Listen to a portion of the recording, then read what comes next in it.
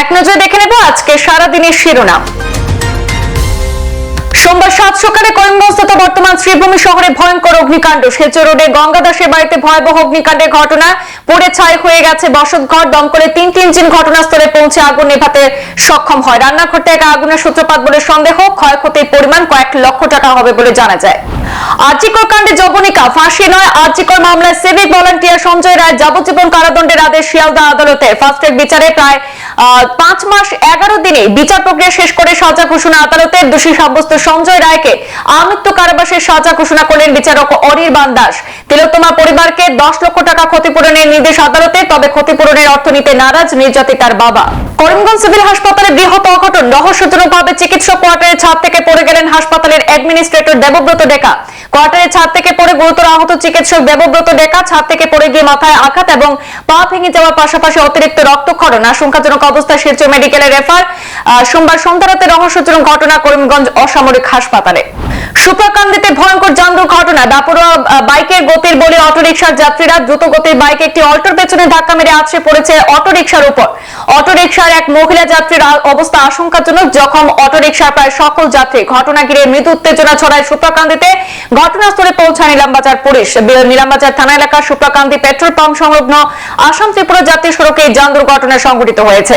কালাইনি কাছাড় পুলিশের বৃহৎ সাফল্য। কাছাড়কে করিডোর করে মেঘালয় থেকে মিজোরামের আইজলে পাচারের পথে কোটি টাকা নিষিদ্ধ নেশাজাতীয় সামগ্রী সহ গ্রেপ্তার বহিরাজ্যের এক পাচারকারী।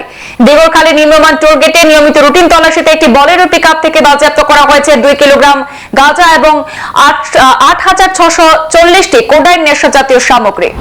আজ থেকে হাইলাকান্দি জেলাতে সরকারি বিদ্যালয়গুলি ছাত্রছাত্রীদের বিশেষ মূল্যায়ন প্রক্রিয়া অর্থাৎ গুণোৎসব শুরু হয়েছে। গুণোৎসবে বাহ্যিক মূল্যায়ন বা এক্সটার্নাল ইভ্যালুয়েশন প্রক্রিয়ায় হাইলাকান্দি জেলার 1243টি বিদ্যালয়ের 1,70,000 জন ছাত্রছাত্রী অংশগ্রহণ করেছে। এই মূল্যায়নের জন্য 131 জন বিভিন্ন অফিসার এবং 1312 জন বাহ্যিক মূল্যায়ক নিযুক্ত করা হয়েছে। 3 জন ইসরায়েলি যুদ্ধবন্দীকে মুক্তি দিয়ে 90 জন ফিলিস্তিনিকে গ্রহণ করল হামাস। যুদ্ধবিরতি কার্যকর হওয়ার পরেই বিরোধিতা করে পদত্যাগ করেছেন ইসরায়েলি মন্ত্রী। গতকাল ভারতীয় সময় বিকাল 3টায় বন্দী বিনিময়ের মধ্য দিয়ে যুদ্ধবিরতি কার্যকর হয়। যুদ্ধবিরতির 3 ঘন্টার মধ্যে রাষ্ট্রসংঘ সহ বিভিন্ন দেশের ত্রাণ সামগ্রী পৌঁছায়। ট্রাক প্রবেশ করতে শুরু করে যুদ্ধবিধ্বস্ত গাজায়। বিশ্বনবীকে নিয়ে কটূক্তি করায় ইরানের জনপ্রিয় গায়কের মৃত্যুদণ্ড। পয়গম্বর হযরত মুহাম্মদ সাল্লাল্লাহু আলাইহি সাল্লামকে নিয়ে কটূক্তিতে পরিস্থিতি বেগতিক দেখে দেশ ছেড়ে পালিয়েও রেহাই পেলেন না সাজাপ্রাপ্ত গায়ক আমির হোসেন মাকসুদলু। দেশ ত্যাগ করে তুরস্কে আশ্রয় নিয়েছিলেন জনপ্রিয় ইরানি গায়ক। 2023 ডিসেম্বরে তাকে ইস্তানবুল থেকে গ্রেপ্তার করা হয়। প্রাথমিক অবস্থায় গায়ককে জেলের সাজা শোনালেও রাষ্ট্রপক্ষের আপিলের পরে তাকে মৃত্যুদণ্ডের সাজা দিয়েছে ইরানের আদালত।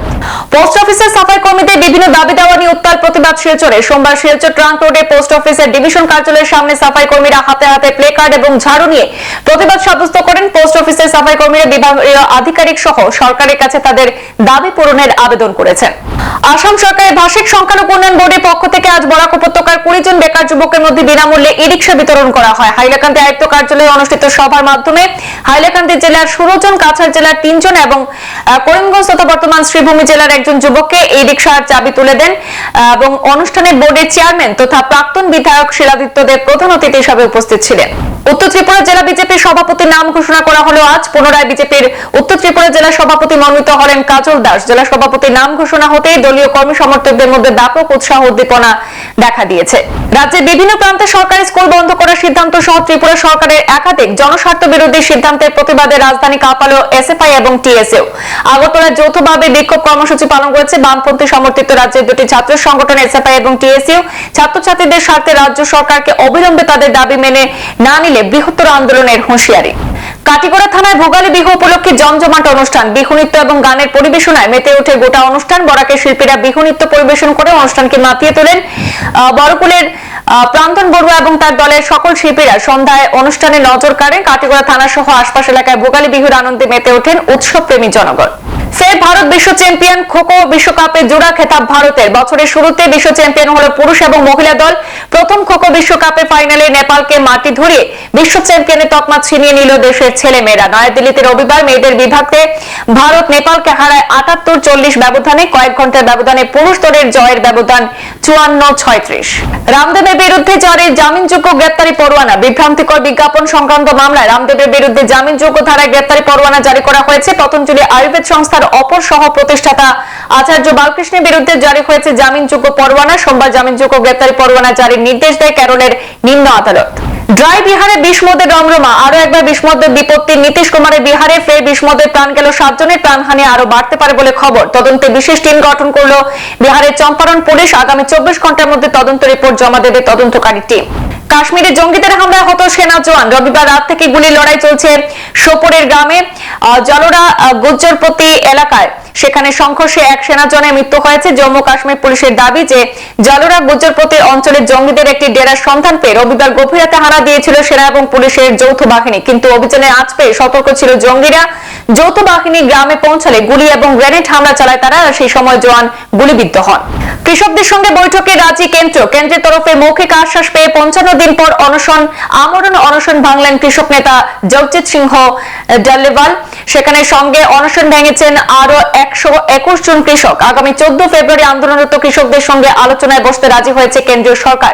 কেন্দ্রীয় কৃষক সংগঠনগুলির সঙ্গে মুখোমুখি কথা বলতে চাওয়ার পরে এই সিদ্ধান্ত নিয়েছেন আন্দোলনরত কৃষকরা। তবে অনশন উঠলেও আন্দোলন এখনই থামছে না। ছত্তিশগড়ের বস্তারের জঙ্গলে আবারও মাওবাদীদের বিরুদ্ধে অভিযানে সাফল্য পেল নিরাপত্তা বাহিনী। কেন্দ্রীয় আধা সেনা এবং পুলিশের যৌথ বাহিনীর সঙ্গে গুলির লড়াইয়ে ওড়িশা সীমান্ত লাগোয়া গড়িয়াবান্ধ জেলায় সেখানে 2 মাওবাদী গেরিলা মৃত্যু হয়েছে। পুলিশের দাবি নিহতরা নিষিদ্ধ সংগঠন সিপিআই সশস্ত্র বাহিনী পিপলস লিবারেশন গেরিলা আর্মির সহযোগী দলের সদস্য। এলাকা থেকে আগ্নেয়াস্ত্র, বিপুল পরিমাণ বিস্ফোরক উদ্ধার করা হয়েছে বলেও পুলিশ সূত্রে খবর রয়েছে। শিরোনাম এ পর্যন্তই। ফিরছি পরবর্তী অন্যান্য আপডেট নিয়ে, সাথে থাকুন। ধন্যবাদ।